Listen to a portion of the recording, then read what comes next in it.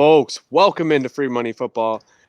I'm your host here, Ty B. We got MereKat and some guy named Steve joining me. I see MereKat enjoying some of those new Labatt Light seltzers. Shout out to QB1 Josh Allen. But we're not looking at the AFC East. We already did that. You can go check that one out over on our YouTube over there. But today we're looking at the AFC and NFC South divisions. Two divisions that are absolutely mired in a ton of question marks, not only because of the Carson Wentz injuries, but just because of the talent levels with these teams. A lot of transitions, especially with the quarterback position, and a lot of question marks at the quarterback position. And one team that has a ton of them here is the Houston Texans with Deshaun Watson. Nobody knows if he's going to be playing at all this year. And they've added, a ton of new guys into this roster, a big turnover. How are things going to play out for them?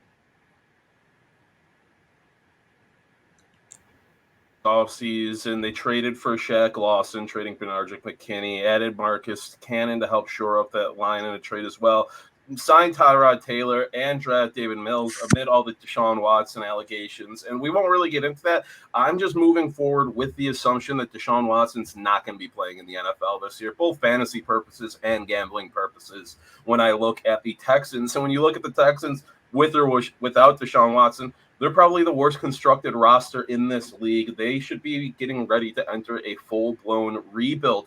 And, they didn't have many draft picks this year, didn't make any impactful picks. I do like Brevin Jordan. Nico Collins is all right because they don't have any receivers. I mean, sure, we all love Brandon Cooks. He's consistent, but adding Nico Collins, trading away Randall Cobb, it just doesn't make sense for this team.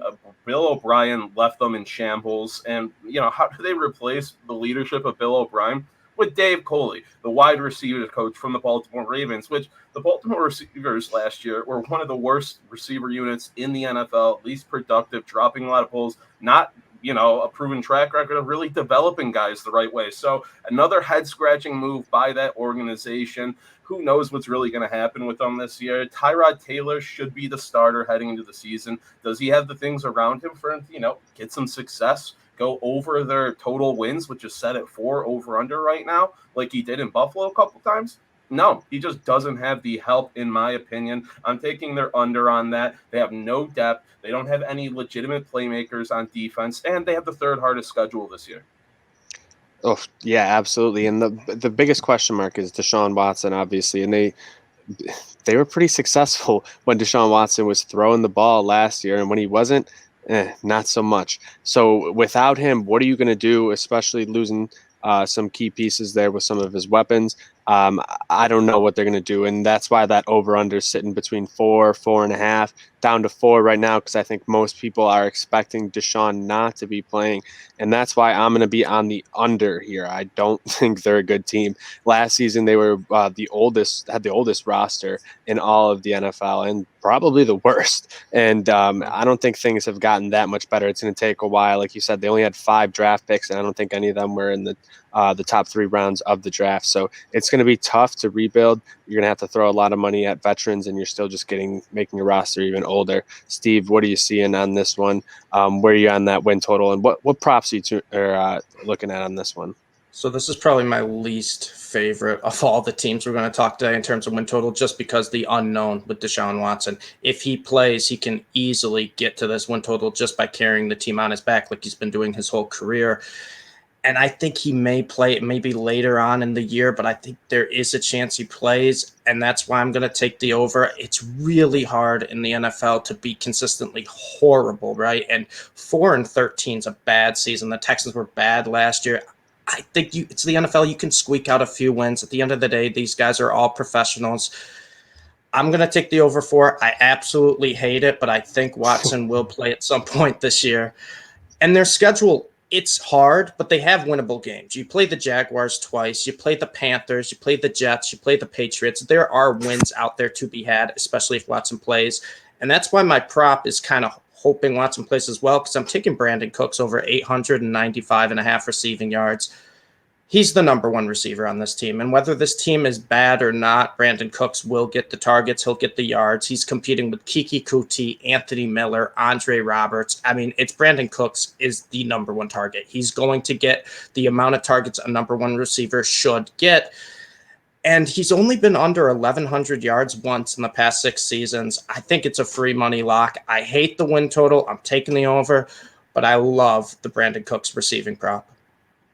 Yeah, we were talking pre-show. I like that Cooks prop as well, but I decided to go a different option. You know, some of these teams we're going to talk about today, Texans here, and then the Colts, we'll get into it, are limited on props right now for players. Texans don't have any running backs or quarterbacks with props currently because of all the question marks surrounding the team. So it makes sense. You got to reach different places. And I'm reaching to Zach Cunningham, over 150.5 tackles this season. Cunningham is the absolute leader of that defense. Entering his 5th season, he's been a tackle machine since he's been in the league. 2 years ago, he put up 142. Last year, he led the NFL with 164. And that was with Tyrell Adams getting 125 tackles next to him. Shout out to the Texans, by the way. Thanks for letting him go. I like him for the Bills this year. But other than that, the Texans defense is going to be on the field a lot this year. A lot. They're a bad offense, a bad team overall, and so they're going to let up big plays. Zach Cunningham plays all over the field. I think he's going to be involved in most of those tackles. So I like this prop a lot because, like I said, they got rid of Adams, and who'd they replace with? Christian Kirksey, who used to be a high tackle guy, but the past 3 years he's dealt with injuries. Last year just didn't look the same, getting a little old. So I don't see him taking too many reps from Cunningham. MereKat, love that, going a little off the board on the defensive side with that one. But next, we got to move on to a team that has a ton of storylines right now. What's going to happen at the quarterback position? You trade and you go get Carson Wentz, Stevie, but he's gone down with a foot injury, and so has Quentin Nelson. Right. Looks like both of them are going to be missing at least the first few weeks of the season. It's going to put the Colts in a bad position. How are you breaking this one down? Well, that's the big thing, right? The Colts were a lot of people's sleeper team to make a run in the AFC when they heard the signing of Carson Wentz, getting an offensive line, getting help around him. You know, Jonathan Taylor, Marlon Mack, Nyheim Hines, a 3-headed, monster for the backfield. And all of a sudden now Carson Wentz is hurt and the quarterback is a big question mark. There's a lot of ways they could go. They could sign a free agent, which in my mind, I don't really love it. But what are you going to do at this point if you're the Colts? It comes down to, do you want to turn into a run-first team? Because last year Rivers wasn't great, but he was effective enough to keep them in games. And that's really what the Colts need when you have guys, who could be the quarterback. You got Jacob Eason, Sam Ellinger, and like I said, a potential free agent. Could Nick Foles come in and steal Carson Wentz's job again? Who knows? But the thing is, with the Colts, it's going to come down to running the ball and hoping their defense can carry them, because I am not sold on their receiving core. Yes, this year it's healthy. You got a healthy T.Y. Hilton. You got Paris Campbell, and then you got Michael Pittman Jr. On paper, it looks good. Last year, they combined for under 1,400 receiving yards. It's not a lot of snaps out of the young guys, and it's hard to really get into a chemistry when you don't know who the quarterback's going to be week one. The Colts are one of those teams I was fading before the injury, and I'm going to continue to fade them. I like the under 9 here. I'm not sold on the Colts team. I do like their coach. I like Frank Reich. I think he's a good coach. And they did add, a couple guys to the defensive line, Kwity Paye, Adebayo Ogundebayo. But the thing is, they also lost Justin Houston, who was their most effective pass rusher last year. The Colts have a lot of spots that they need to fill from last year on both sides now because of the injuries. And Quentin Nelson is, in my mind, a top 2, top 3 offensive lineman in the entire league. That's going to hurt everything down the line. And when you have a potential rookie quarterback or a quarterback who's never started behind it, I don't love it. The Colts were a team I wasn't in love with to begin with, and now I'm staying far away from them. I'm taking the under 9. Yeah, we see their key numbers there. You're looking at Phillip Rivers' passing performances. He was more efficient than league average on all 3 downs, and those numbers right above it, 199 out of 337, 1,900 passing yards, 9 tutties to 13 interceptions. That's the career numbers of all the quarterbacks left on the roster behind Carson Wentz, and that comes from all one person, Brett Hundley. Yep. I do not trust Brett Hundley. No. I do not trust Jacob Eason. I do No. not trust Sam Ellinger. I don't know what the Colts are going to do. They're going to have to figure something out here at the quarterback position. If they go with Brett Hundley, oh, Lord, I'm hammering this under. MereKat, I don't know about you, but I think I'm riding with the under on this one. I don't see how they get the over. I love what Frank Reich does as a coach. He gets early leads and he carries those leads. You know, it's an 80% chance of winning the game if you go into it with a halftime lead. And I don't even think they're going to be able to put up points this year, MereKat. So I feel crazy saying this. I'm taking the over. I still like Wow. how this Colts roster is constructed. I did like them a lot with Carson Wentz. Carson Wentz was great under Frank Reich, so I thought he'd have a kind of a resurgence, a rebirth there. But getting hurt sucks for him. But today's news that Quentin Nelson has a chance to be back for Week 1 is huge for that team. They have a 3-headed monster in the backfield. They have some pretty QB-friendly receivers there. So if Jacob Eason comes in, who they were planning to be the future before they made the Wentz trade. And if he comes in and is competent, 8 weeks, say, for Wentz to get back, because I think the timetable is 6 to 12. They have the easiest NFL schedule this year overall.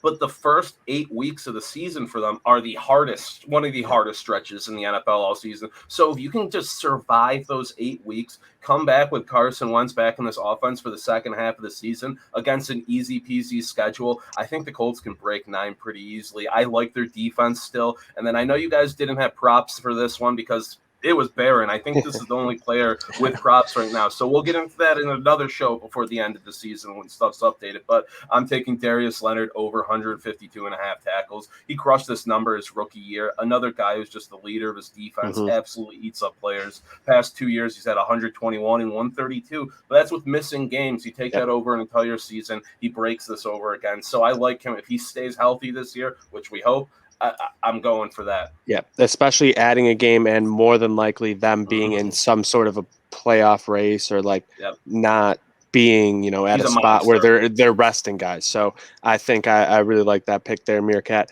And let's hop over to the team that had the number 1 pick. And that's why we're going to go to me here at TIA Bank Field in the pool. Imagine it. Week 2, you're in the pool, you're watching the game. Who's in at quarterback? It's the mustache man, Gardner Minshew, and I'm going to sell you on him on this one for the boys. When you're looking at what Gardner Minshew did over the past few seasons, he has not been bad. He's been better than average. He's been an above average quarterback, especially when he's passing on early downs, and he just hasn't been set up to win. He, number one, doesn't have the best weapons. He's getting some improved weapons now here, but he hasn't been put in those situations to win. He's been very good on first down over he had over 7 yards per attempt on first down passes. If you're getting that close to the sticks on first down on a regular basis, sign me up for that. He's very efficient in 2019, but they actually decided to run the ball more on first down last year rather than more. And it was the same thing with play actions. He was very good play actions in 2019. What they do in 2020 under Jay Gruden, they ran even less of it. I think it was the second lowest rate in 2020. The league average is a little over 33%, and they were somewhere under 20%, which was their number in 2019, went down in 2020. So instead of finding these plays and these situations where your quarterback was succeeding, you were doing the exact opposite. And what do? You fire the whole coaching staff. You're having a whole new thing. And look at Gardner Minshew's situation. As a 6th-round pick at quarterback, he came in pretty much, the 3rd, 4th guy on the depth chart, not getting a ton of reps in the offseason.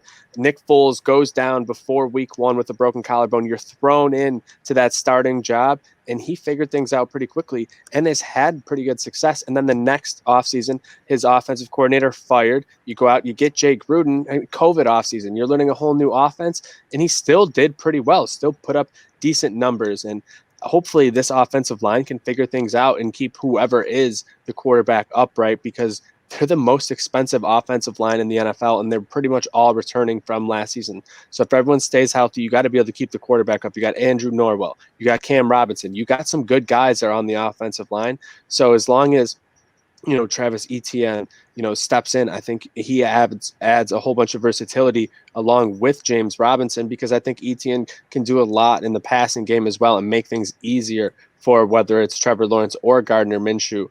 And they have an easy schedule. They got the fourth easiest schedule based on the 2020 record. So I think this team could be sneaky better than people are thinking just because of the guys they add. But we'll see. You got DJ Chark, Laviska Shenault, and Marvin Jones as your lead receivers.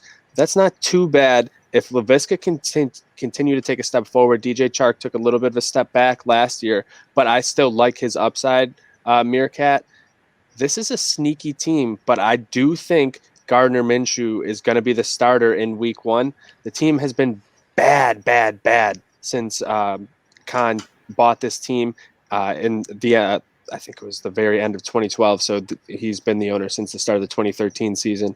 And 39-105, the worst record in the NFL. Can they start this bounce back under Urban Meyer? So first year, after their rebuild, whatever you want to call it, that they're going through, I think they're going to see a little bit of improvement, and that's solely because of Trevor Lawrence whenever he gets on our center for them this season. With this offensive around him, I think Trevor Lawrence is going to succeed his rookie year, but I'm still taking the under on wins because I have no faith in Urban Meyer. All the moves he's made so far have been awful ones. Overdrafting Travis Etienne, even though you have James Robinson, saying you're going to play him a receiver. You're hiring your buddy who's a coach who is a dickhead and should have never been hired. You're taking Tim Tebow, and it's sounding like you're going to give him a roster spot. Just all these moves. I have no faith in him. I never have. So am I being a bit biased? Probably. But their defense is a mix of just trash and some good young talent, but I don't trust them to be organized well enough. So I'm taking the under on this. I don't think they're 5 wins better than last year, although they will be better. And I think Trevor Lawrence does have success. I just don't see them winning more than 5.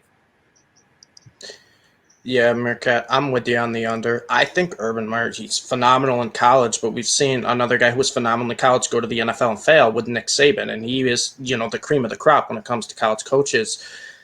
I think Trevor Lawrence starts week 1, Ty. I don't want to fade you there, but I do think they drafted Lawrence first overall for a reason, and I personally love the weapons he has around him. I love DJ Chark. He's a 6'4" athletic freak. You got Laviska Shenault, who can be used as a running back, as a receiver in the slot, outside, and then Marvin Jones, who's sneakily, a quiet, very solid receiver year in, year out, which is why I'm taking the under 6.5, solely based on the Jaguars defense. It hasn't shown me anything. It hasn't improved anything. Their pass rush has been miserable despite how young it is. But I'm taking the over 25.5 passing touchdowns for Trevor Lawrence in his rookie season. I think if he starts week 1, I don't think the Jaguars will take him out for the rest of the year unless he gets injured, obviously. And he's got the weapons around him to succeed, to throw a lot of touchdowns.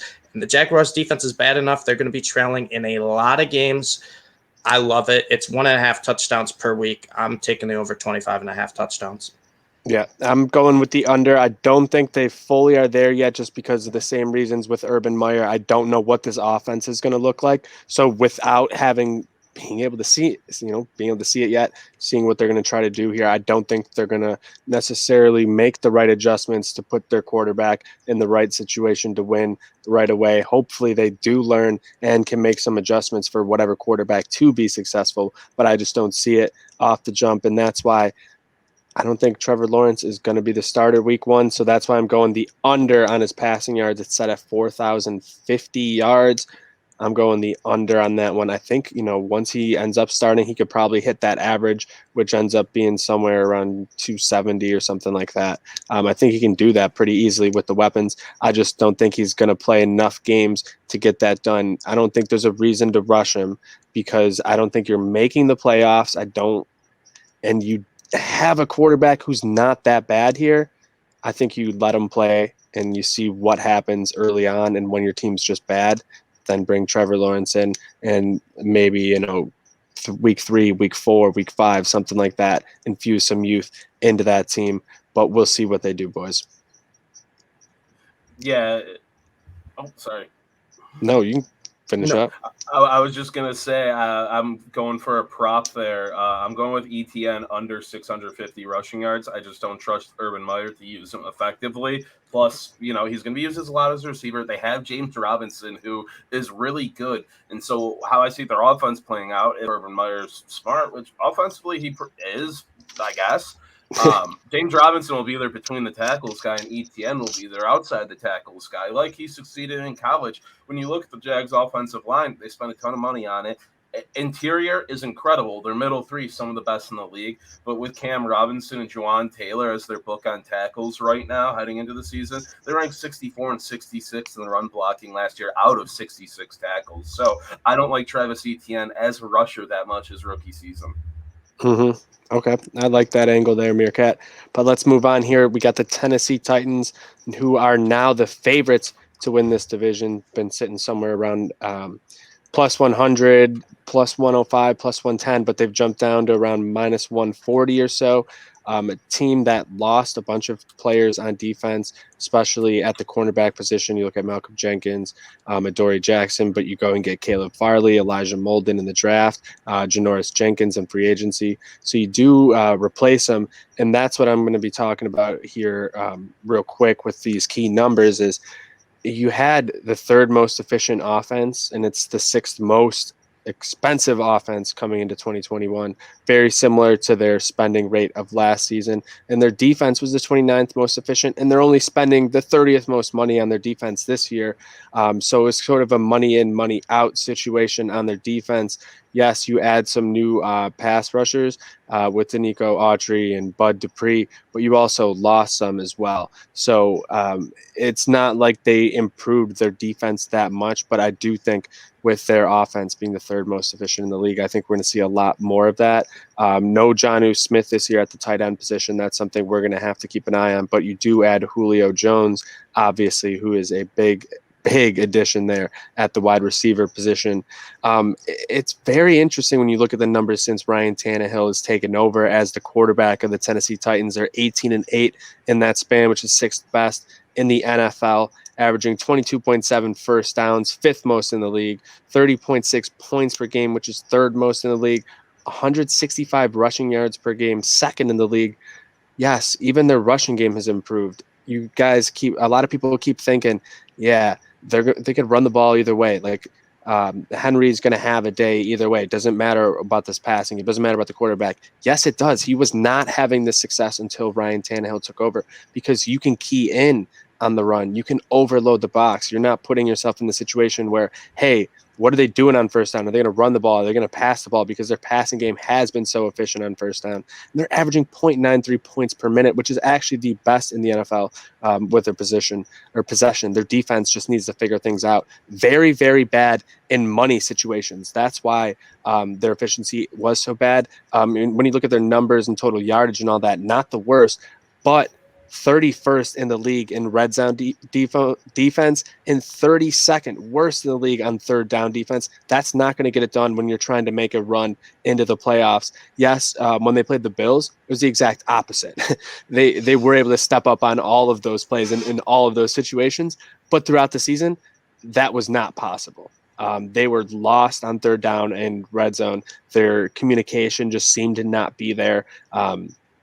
And I don't know if they're going to be able to figure that out. A plus 11 turnover margin as well with that defense, and still the numbers you saw, and plus 17 penalties on the year. Some of that is going to regress to the mean with the turnovers and those penalties. So if that flip-flops, who knows what that could really do for the Titans team if some of these other teams in the South really take a big step forward. Stevie, how do you see this one with the Titans? So I think you touched on it a lot. The Titans are a team I think that's going to win solely based on their offense this year. And I actually really like the over 9. I think they're in one of the weakest divisions in football. I'm down on the Colts. I'm not that high on the Jags, and I'm down on the Texans. And Tannehill, he was a guy I doubted a lot when he was at Miami. I did not think he was very good. And classic Adam Gase, kind of like covering up, Tannehill leaves. Been great for the Titans so far. But the addition of Julio Jones is going to help this offense so much, in my opinion. You have arguably the best running back in football in Derrick Henry, who can, run into a loaded box and find a way for an 80-yard touchdown. And A.J. Brown has turned into one of the best young receivers in the NFL.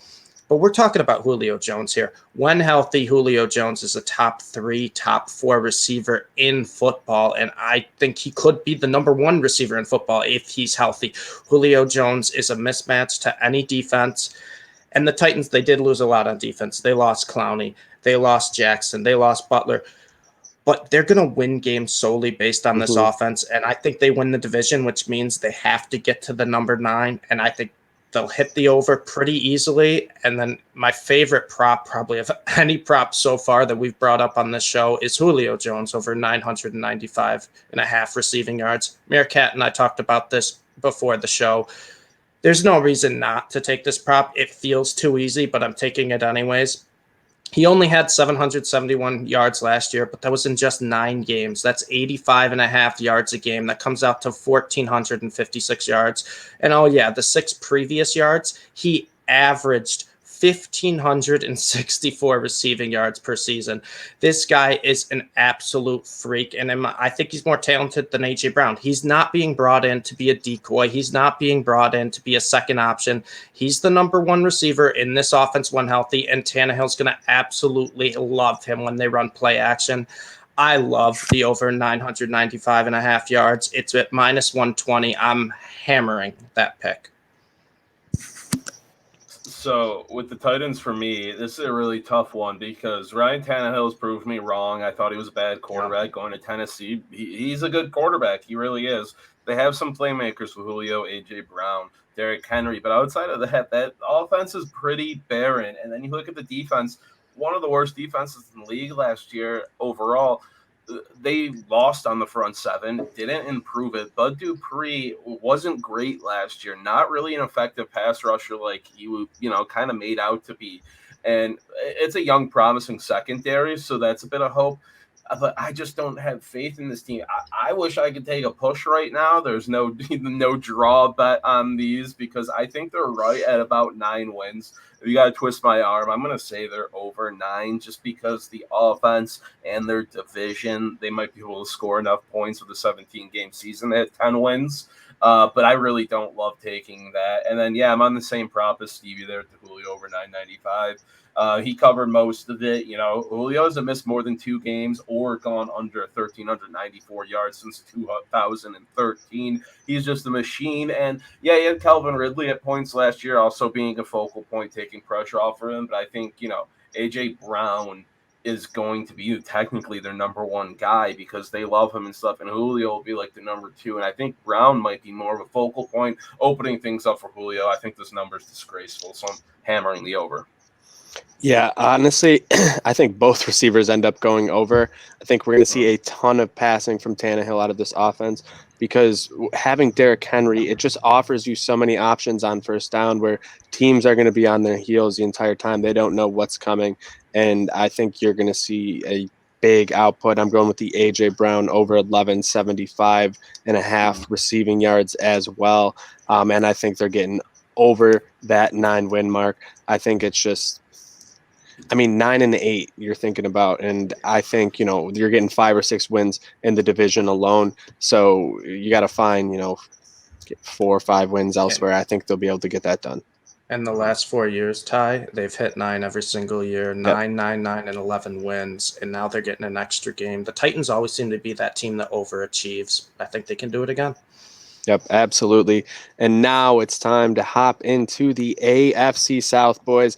The Atlanta Falcons, one of the teams that we just can't quit betting on. For whatever reason, nobody can figure them out. They had leads in 13 of their 16 games in 2020, but only had 4 wins.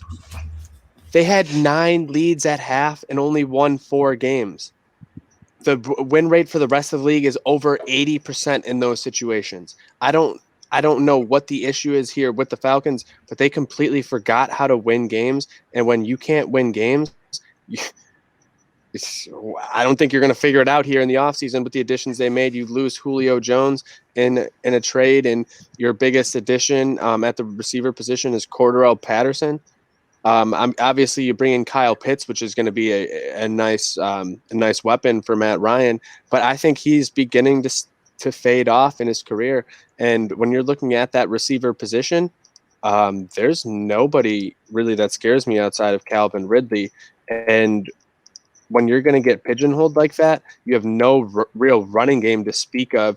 The offensive line hasn't been that great either. And the only new thing you add is Mayfield, who's a possible starter. But you're looking at these other receivers. You had Zacchaeus, and you got Gage and Blake, and I just don't see it. Adding Mike Davis probably as your starting running back with Quadri Olison, that's not going to get it done if you're the Atlanta Falcons. And 29th in rushing efficiency last year, that's not going to improve. And by losing Julio and getting Kyle Pitts, I don't think your passing efficiency is going to be any better either. They were 54% passing in the first down, 54% passing on first downs in the first half last season, and that's why they had leads going into the half. And then what did they do in the second half? Only 35% passing on first downs, and their rushing was awful. Why would you continue to rush the ball when your rushing is awful? I don't get it. I don't think the Falcons are going to have things figured out here. MereKat, the Falcons are a team I couldn't quit betting on, and I thank God I did. And now I think I'm just going to be betting on them as well, but it's going to be fading the fuck out of them this year. Yeah, this was my favorite bet, like over-under win total bet that we're doing today with these divisions. I'm doing under 7.5 wins for them. I have no faith in this team. The way it's built right now, they are gearing up for a rebuild. I think they are going to be maybe the worst team in the NFL this year, along with the Texans, if they don't get Watson. And they're both going to be going for the first overall pick. Both be looking at quarterback this year because Matt Ryan is getting old. They have some young pieces with Calvin Ridley and Kyle Pitts now who, you can make franchise-type players to pair with a young quarterback. So I see them gearing up for a rebuild. They're just not that good. They only play 7 actual home games of their 17 games this year, and they lost a lot, didn't add much. I'm all over this under. Yeah, I'm with you guys on the under as well. The Falcons are a team that I have officially retired as a gambler. They have burned me so many times. I don't care if this win total was half a win. I'm still taking the under. I can't stand the Falcons. And their defense is absolutely terrible. 28th ranked front seven, 29th ranked secondary. There's really no good stars on the defense, and I expect regression from the offense. You can't really, keep up the offensive explosiveness when you lose a guy like Julio Jones. Matt Ryan, I think he's gonna start to decline. I think we're gonna get towards the end of his career, and I'm not a believer in Mike Davis as a number one running back. I really don't love anyone on this team. If I have to take a prop, I'm taking Russell Gage over 700.5 receiving yards. He had 786 last year, and he only started 8 of the games. He was, the number 3 option in the offense. And I know Kyle Pitts is great. I know he's, going to be good going forward, but I don't think he's going to get the amount of targets people think right away. I think Gage will be the number 2 option in this offense, and it's a pass-first team with a bad defense. That means they're going to be throwing a lot, and they're going to be trailing a lot. 700.5 receiving yards is pretty easy to get, in my opinion, in a 17-game season. I love that. But anything else for the Falcons? No, I'm not touching it. So I'm going with a receiver, too, for my prop. I'm going to go Calvin Ridley's under 1350.5. And I love Calvin Ridley. I've been talking about, fantasy show just beforehand. I think he's a great receiver, a very underrated guy in this league. But with no Julio on the perimeter with him and it being Russell Gage and not much else after Tajay Sharp, I guess, he's going to be the focal point of every secondary coming into this season. And, Ryan has to start regressing at some point. Before last year's massive breakout, he never put up more than 1,000 yards, never more than 900 in his first 2 seasons. So I think this number is kind of a trap at even money. It's some of my favorite value for a prop this season. Yep, absolutely. And I'm on Matt Ryan under passing touchdowns at 29.5. I don't think this team is going to be good. I think they're going to be very, very bad. And if you don't have a running game, your offense is super predictable. Teams are going to key in on it. He's going to throw a ton of interceptions and not a ton of touchdowns. And that's exactly what I want because I'm hammering that under and hammering that under 7.5. I think they might be one of the worst teams in all of football, guys. I really do. I think they could be tanking for that first pick. I wouldn't be surprised if Matt Ryan gets a little dink or a little bump and he ends up missing more than a couple weeks. This is, something that you think he'd be back quickly from, and he's out for a few weeks. I wouldn't be surprised. I think this Falcons team is bad. The defense just never came together the way they were trying to build it. Jones has been hurt a lot. You're adding 2 new safeties, replacing your starters. It's going to be tough. And your cornerback position, you bring them back. Well, they were getting burnt to the crisp last year. So good luck with that. I think the Falcons are going to be bad. I think the only person who's going to be making any good hits out of the Mercedes-Benz Dome is going to be Kanye. And we're on to the next one here, folks, with the Carolina Panthers. So the Panthers are an interesting team for me heading into this season. Their win total right now sitting at under 7.5, and I think they could be a sneaky team. I love how they drafted this year. I think they hit on all of their important picks. Getting J.C. Horn with that 8th pick, a bit scrutinized, but they needed cornerback help. And J.C. Horn, if healthy, is going to be a huge talent for them back there to pair with Jeremy Chin with a young, talented secondary. Terrace Marshall added to a great receiver room already there. Tommy Tremble, a decent tight end to come in there. I liked him, one of my favorite tight ends in the draft. And Chuba Hubbard, big value there to back up. Christian McCaffrey, who that's the big news here, coming back this season post-injury, and they needed him last year. They were struggling, finishing 5-11, third in the NFC South. But with him coming back this year and adding Sam Darnold via trade, I think Sam Darnold in a new environment, he finally has a competent coach in Matt Rule, who is a QB-friendly coach, gets the most out of whoever he has under center. He's got good receivers, a good offensive line, the best running back in the league who can be a safety blanket for you. I can see Sam Darnold having a big bounce-back season this year away from the Jets and in Carolina. Christian McCaffrey, if he's healthy, is the most explosive playmaker and consistent, yard getter and touchdown scorer in the NFL. And you look at some of their key numbers there. Last year, they were one of the unluckiest teams via field goals in the NFL history. You see the numbers there. They were, opponents were over 3.5 over expected makes. They hit at over a 95% clip against the Panthers. And then you go into the Panthers' close games. They went 0-3 in field goal games, 3-8 in games that were less than 8 points. So they had a lot of close one-score games last year.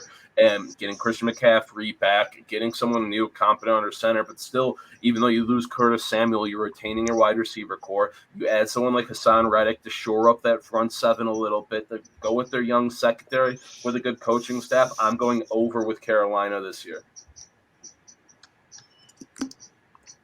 Absolutely love that, MereKat. I think the Panthers are going to be much improved and in a division where they should be able to pick up some wins. They were a very scrappy team last year, and I think they're going to continue to be a scrappy team. Matt Rule has continued to do that at every place he's coached, whether it was with the UB teams going to the some MAC championships back in the day. And then when he went over to Baylor, the same thing, rebuilding that program in a very, very quick manner. So I think he's a very, very good coach, and he's going to get the most out of this team. I'd like the over on that, MereKat. Stevie, what are you targeting? MereKat kind of convinced me. I was on the fence for this, and I don't believe in Sam Darnold. That's my biggest problem with this team, because outside of that, I do like the Panthers. I love Christian McCaffrey. I think him being healthy for the season is going to change that offense completely. I know running backs don't equate to wins, but McCaffrey is an exception because he can do anything on the football field. And I like the additions they made to an already decent defense. I don't believe in Sam Darnold, but he does have much more around him than he ever had with the Jets. I'm going to lean the over here. I don't love it, but I'll take the over 7.5. And speaking of Darnold, he's reuniting with an old teammate, Robbie Anderson. I'm taking his over 81.5 receptions. The Panthers last year used Robbie Anderson more than just a deep threat, which he was used his whole career in the Jets. He was, that one big play guy. Other than that, not really too much involved in the offense. Panthers used him all over the field, all different types of routes. And yes, his yards per, catch dropped by about 4 yards, but he had 95 receptions. I think he could do it again. And if Darnold's coming into a new team, a new offense, who's he going to look for first? The guy he has already established chemistry with. I love over 81.5 receptions. I believe it's minus 115 right now. I think that's free money. I like that, Stevie. What are you looking at, MereKat, as your top prop for the Panthers? So Stevie's prop hits, I'm probably going to be sitting pretty. I'm going with Christian McCaffrey over 1,850.5 rushing plus receiving yards this season. He's all reports are saying he's completely healthy. He looks better than ever in camp right now. I know that's the usual spiel, but Christian McCaffrey is kind of a superhuman guy, and I have faith in him to bounce back 100%. They let Mike Davis walk after a decent year for them last year. Would have been pretty cheap to keep him. They drafted Chubb up pretty late, and I don't see Chubb as being someone who's going to take away that many touches off the rip from McCaffrey. So he's surpassed that number in both seasons before last year. And even last year in a limited sample size before his injury, he was averaging 124 combined yards a game, which over 17 games absolutely buries this prop. So I think, he's still going to be just as relevant as the receivers ever, especially with Darnold, and losing Curtis Samuel, I think is even more receptions for that out of the backfield type role receiver they like to use there. Absolutely love that there, MereKat. Perfect. And now we're talking about the New Orleans Saints, which is another team that has a ton of questions at quarterback position. A lot of turnover at quarterback position for all these teams. What do we got here on this one? So the Saints last year, division winners, going 12-4, but what happens? They lose Drew Brees, even though he's playing injured with all these broken ribs or whatever was wrong with him. I'm just going off the Big Cat report. But coming into the season now, it's who's going to start at QB. All reports are looking like it's Jameis. I guess he's looked great in limited camp so far. They're letting him lead off, talking to the media like he's the guy. He's practicing mostly with the first team. So I don't see Taysom Hill doing that. So going into the season with Jameis, I think, that might be the biggest question mark for them, although I'm a fan. And then a team who didn't have a ton of draft capital, but I think they put their picks to the best values they could. Peyton Turner's a guy who can come in and start day one for them, and behind, a Cameron Jordan or Marcus Davenport, they have a good defensive line there, so they shored that up, kind of like the Bills' strategy there. Pete Warner helping that linebacking core that highlighted by a guy like Demario Davis, Paulson Adebo to help their secondary. They made good moves there, even an insurance guy like Ian Book. But free agency, a little underwhelming for them. They had no money. They didn't They're have so money. far over. They had too much invested in too many guys who they shouldn't have. So this is a team who they're in a win now mode, even though they're not fully prepared for that. But still, if Alvin Kamara and Michael Thomas are healthy and contributing, they can absolutely carry this offense. And the defense has enough into it to, help this team win at least 10 games for me. So that's why I'm going with the over 9 for them. I think they're a bit undervalued. And you got to give Sean Payton the benefit of the doubt here. I like to highlight coaching going over team totals. That's why I hate the Jaguars, because of Urban Meyer. Sean Payton's an incredible coach. He's got 4 straight 11-win seasons. With Jameis under center, I think he's got enough in the tank to get them over. Yeah, and for me, when I'm looking at this team, look at how good they were defensively. Look at those defensive metrics. The Saints, for so long, we were like, yeah, they can score a hell of points, but are they going to, be able to stop the other team? Now they can. So you're able to figure things out. If your defense can continue that, obviously you lost some names, but you mentioned guys who are almost, kind of direct replacements for them. Being able to lose Janoris Jenkins, but you get Paulson Adebo, who actually I think, could be a good guy right away. He might not be the starter at that number 2 position, but could step into that role throughout the season. So I like what they did with their limited sort of tools to do so. And looking at that 9 number, I think they're going to be right around it. I think they're a 9-10 win team this year. with Jameis Winston unless that eye surgery like ends up being like the greatest eye surgery of all time, which it very well could. So that's why I'm saying if you're twisting my arm, give me the over 9. I'm going to ride with the over. I love Kamara. I love, Sean Payton's a great coach, and defensively they have things figured out. What do you think on that, Steve? Yeah, I'm right at the 9. I think it's going to push. I'm not a huge Jameis Winston believer. I mean, he threw 30 interceptions in a season, and you can't have, that many turnovers when Taysom Hill's right behind you, Sean Payton's little favorite That was before boy. the eye surgery, Steve. Come on. I know it's new eye Jameis, but I just you see Jameis's offseason workouts. I mean, come on, the dude's ready to roll for anything. I can't give him the benefit of the doubt yet. I'm gonna lean the under just to be different than you guys. I think they're going to be right around that number. And I don't love the weapons around Jameis. He had great weapons in Tampa, and he still had a lot of turnovers. Michael Thomas may miss a few games. Yes, Alvin Kamara's an absolute monster, and that's where my prop's going to be. But the receiving core is a little lacking. Traquan Smith could be their number one receiver, week 1. That's why Alvin Kamara, they're going to rely on him. I'm taking his over rushing and receiving combined at 1,500.5 yards. 3 or 4 seasons he was over 1,500, and that includes the seasons he was splitting time with Ingram where he didn't start. He had 80-plus receptions all 4 years of his career, and he averages 102.8 yards a game for his career. That comes out to over 1,750 yards for a 17-game season. If the Saints do want to hit that over, their offense runs through number 41. They're going to have to get him the ball 20 times a game, and that's probably more of a workload than he's ever seen before. So I think if the Saints are going to be competitive this year, that prop's going to smash.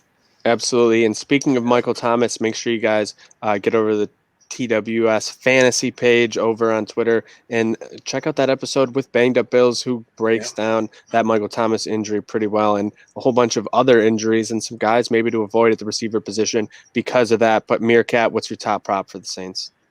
I wanted to go with the Kamara prop, and I wanted Jameis props, but they don't have him right now, so we'll revisit that before the season starts in our last future shows. But I'm going with Demario Davis under 131.5 tackles, and I love Demario Davis. I've actually met him, went to an event he was hosting. Great guy and stuff, great story, just a great, NFL player. But this number is a little high for me. I mean, he only went over this total once in his career, and that was in 2017. He went over it by 3.5. It's not that inspiring. He's actually been under it the past few seasons by a healthy amount, even though he's playing a ton of snaps. And he's just getting older. He's 33, I believe, heading into this season. They drafted Pete Werner, put next to him, who's a tackle machine type guy. So as much as I love him as a person, I'm fading Demario Davis with 135.5 tackles. Love that there, MereKat. I love you going with the defensive props, going a little off the board, and that's why you guys got to watch or make sure you're watching all these episodes of Free Money Football. They'll all be out there. We're going to be going weekly throughout the preseason to get you all of these props for each of the divisions, and then we're going to be focusing on some playoff and divisional winning props at the very end there, right before the season starts. And now we got to talk about some dynamic duos. You got Tom Brady and winning rings, Gronk and Spike in the ball, and I got George Springer hitting leadoff dingers. Got the notification. But Stevie, let's go with the Tampa Bay Buccaneers, the defending Super Bowl champions. So what else is there to say about Tom Brady at this point, right? Everyone's like, oh, he can't win a ring without Belichick. He does it the first year he's in Tampa, takes a team that's kind of underachieved the past 5 seasons, and he turns them into Super Bowl champs. And you know what? Brady the offense may not be the best part of this team. Their defense is elite. If you look at their additions, they didn't really add any big splashes. You got Joseph Jones. You got Gio Bernard to join, 3-4 other running backs in that room. Kyle Trask, who may be the guy if, Brady gets hurt or later down, 3 years down the road.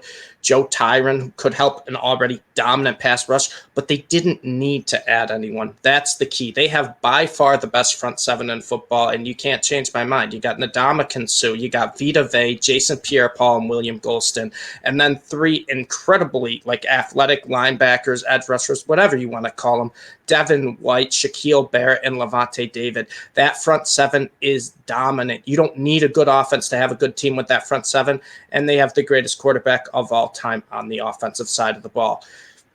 But here's the thing with the Buccaneers. They were very lucky last year in terms of health. they didn't have any key injuries, and that kind of helped, propel them to a Super Bowl win. When you have a team as talented as that and you don't lose a lot of guys to injury, that's a big key to me. Brady's 44, which is incredible that we're saying that, MereKat, that we're talking about a 44-year-old quarterback who last year threw 40 touchdowns, second most in his career, 4,600 yards, and he's got the same receiving core bag. He's got Mike Evans, he's got Chris Godwin, he's got Gronkowski. You got Fournette, Ronald Jones in the backfield. Now you got another pass-catching running back with Gio Bernard. They're going to be dominant on both sides of the ball. It's hard to say that the Bucs are going to go over or under, despite the win total being so high at 12. But you got to look at health here. And I don't want to root for injuries, but I've seen this story before. I think their luck could run out, and they could have a couple major injuries this season. They didn't have anything last year. You look at the health last year. I mean, offense was number 1, defense was number 2.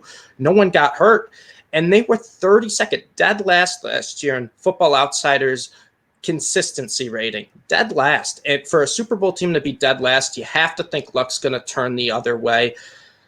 But at the end of the day, this is one of the best defenses. I think the best defense in the National Football League with the best quarterback of all time. Will he regress at age 44?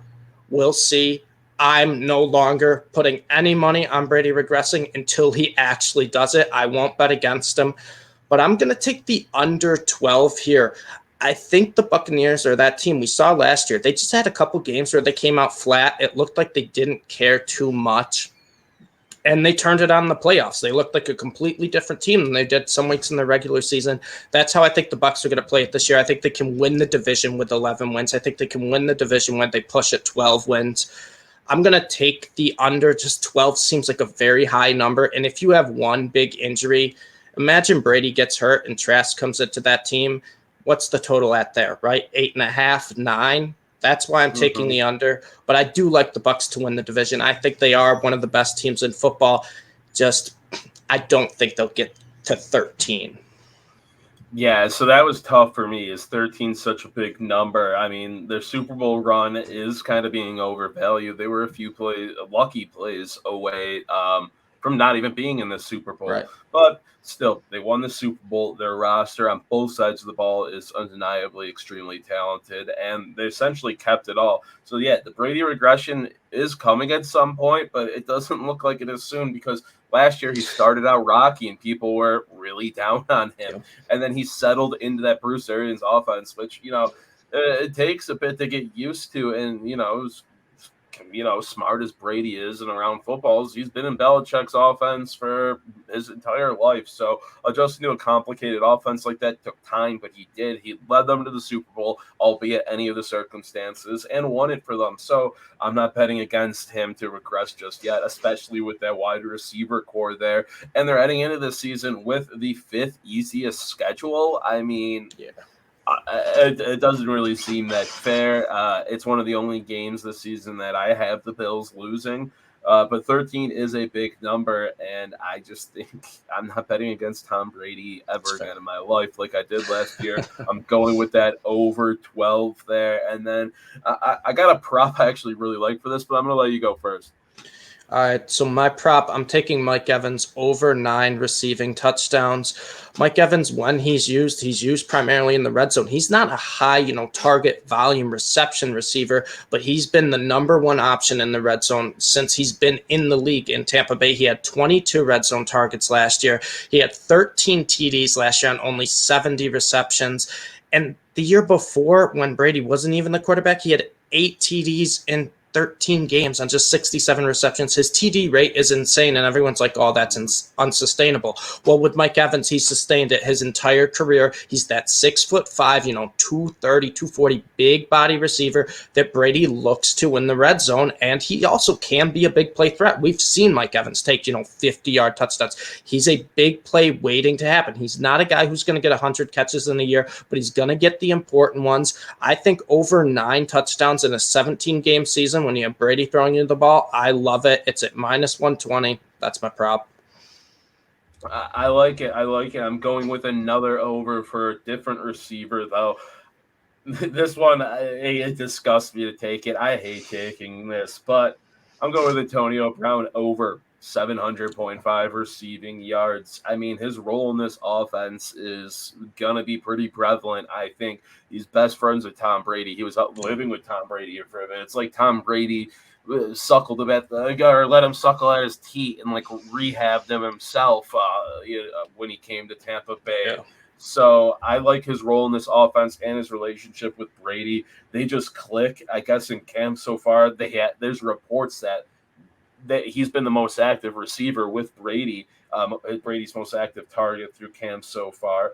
And, other than his last 2 seasons, which have been fucked up for him, whether it was mental health stuff, his own doing injuries, whatever was going on, he crushed this number every year but those 2 last years and his rookie season for 8 straight years. So I like him last year, playing 8 games, going 4 starts. He had 483 yards with 62 targets, which is crazy. I think he crushes this number this year, and his role in the offense is already chipped out, even with Godwin and Evans probably ahead of him on the depth chart. So he stays out of trouble. I think we're good there. But it was kind of a weird one today with the props because some of these divisions, so much going on, like the Colts and Texans, where we don't have props for those yet. So that's why we're going through these, north and south, cardinal direction by cardinal direction every week for the next 2 weeks now. Then we're leaving ourselves 2 weeks to go over, things like Super Bowl winners, MVP winners, all those props and updated props when we know who's going to be starting at quarterback for the Colts and the Texans and teams like that. And we have a whole nother bounty of props to go from. But I hope you guys all enjoyed the show today. Last week on the, impromptu, I picked our next division. So, Stevie, I'm going to let you pick right now. Are we going over the West or the North next week? Well, let's save the West for last. Let's go with the AFC North, NFC North tomorrow. There's a lot of teams in both those divisions I really like coming into this season. So I think that'll be fun to talk about. Kind of the opposite of this year. The South divisions, did not care for them at all. There's a few teams I think that can make noise, obviously outside of the defending Super Bowl champs. Next week, the North, a lot of teams that could be very sneakily good going forward. Yeah, I couldn't agree more with you. Good pick there, Stevie. So you folks heard the man. We are going over the AFC and NFC North next Wednesday here live from Trainwreck Sports at 6:30. But for now, MereKat, Stevie, Typey, who had to leave on us, thank you for joining, and good night.